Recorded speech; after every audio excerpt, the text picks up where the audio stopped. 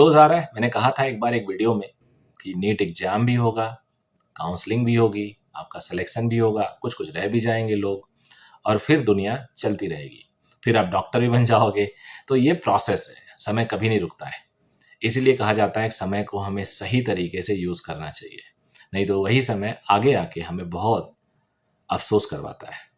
ये आप किसी भी बड़े से अपने पूछ लीजिए, तो जो बड़े कहते हैं उसको सुनना चाहिए, उसको मानना चाहिए।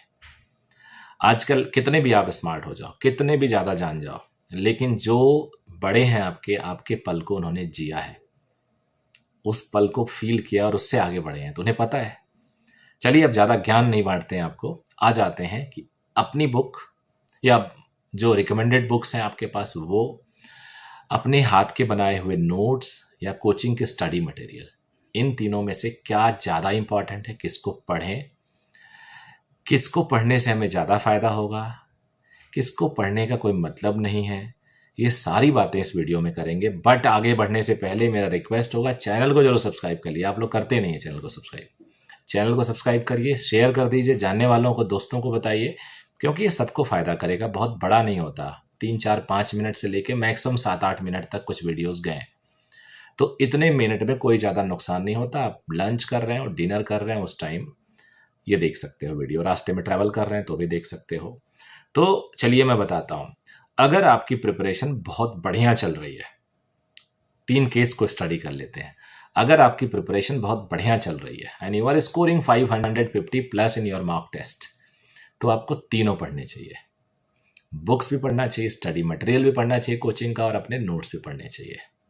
क्लियर है? क्यों? क्योंकि आपको कुछ कुछ चीज़ें हर जगह से और लेनी है, ज़्यादातर चीज़ें तो आपको पता है, तो तीनों नहीं उठाओगे तो कुछ मिस रह जाएगा, क्योंकि आपके 550 तो वैसे ही आ रहे हैं। तो आपको कुछ कुछ चीज़ें हर जगह से उठानी है, इसलिए आप तीनों पढ़ोगे, और आपके लिए टाइम कोई बहुत ज़्यादा पैनिक वाली बात नहीं है, कम बचा हुआ है। दूसरा सिनेरियो, आपके आ रहे हैं 400 से लेके 550 तक। ऐसे केसेस में आप बुक को छोड़ सकते हैं, आप अपने स्टडी मटेरियल पे स्टिक कर सकते हैं, अपने नोट्स और अपने स्टडी मटेरियल्स। सही बताएं तो नोट्स को पढ़ेंगे आप और अपने स्टडी मटेरियल को पढ़ेंगे। नोट्स तो आपका बनाया हुआ, और स्टडी मटेरियल आपकी कोचिंग ने बहुत ही तरीके से उसको पेश किया है, ना तो फालतू है, ना तो कम है, ना तो ज़्यादा है। So that will help you I think. और ये आपको, आप ट्राई करके देखना, 1 2 चैप्टर से आपको लगेगा हाँ यार यही करना चाहिए, और कुछ तो करना ही नहीं चाहिए। तो ये हो गया आपका कि अगर आपके 400 से 450 नंबर आ रहे हैं।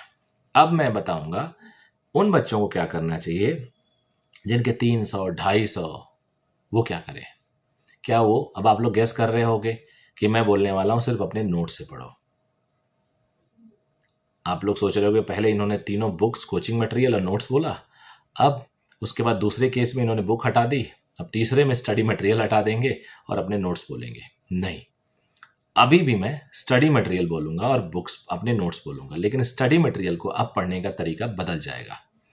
अब स्टडी मटेरियल में हमें सिर्फ सॉल्व एग्जाम्पल देखने हैं, और जो बॉक्स बनाए हुए फॉर्मूले हैं वो देखने हैं।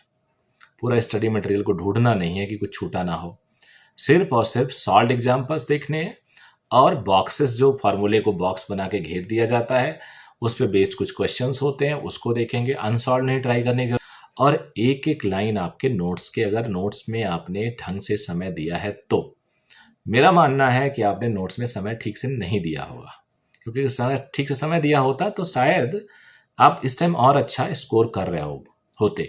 इसको आप अदरवाइज मत लीजिए, क्योंकि मैं आपका दुश्मन नहीं हूँ, मैं आपकी आलोचना नहीं कर रहा हूँ, बिल्कुल मेरा पर्पज़ नहीं है। मैं चाह रहा हूँ कि आप आगे बढ़ें, आप अच्छा करें, और जो मिस्टेक्स हो गई हैं उनको हम अच्छे से दूर करें, अब दोबारा मिस्टेक्स रिपीट ना हो, ये हमारा पर्पज़ है। यानी आपके पास 3 सिनेरियो, तीनों सिनेरियो में आपको ये काम करना है, और इस टाइम अभी भी आपके पास समय है, और आपको कोई टेस्ट मार्क्स के बेसिस पे अपने आप को जज करने की ज़रूरत नहीं है कि आपका परफॉर्मेंस खराब आ रहा है, आपका सिलेक्शन होगा, आपका सिलेक्शन नहीं होगा। तो उम्मीद है आपको आंसर मिल गया होगा कि मैं क्या कहना चाहता हूँ, और इसके बेसिस पे आप प्लान करेंगे। So thank you very much, bye bye.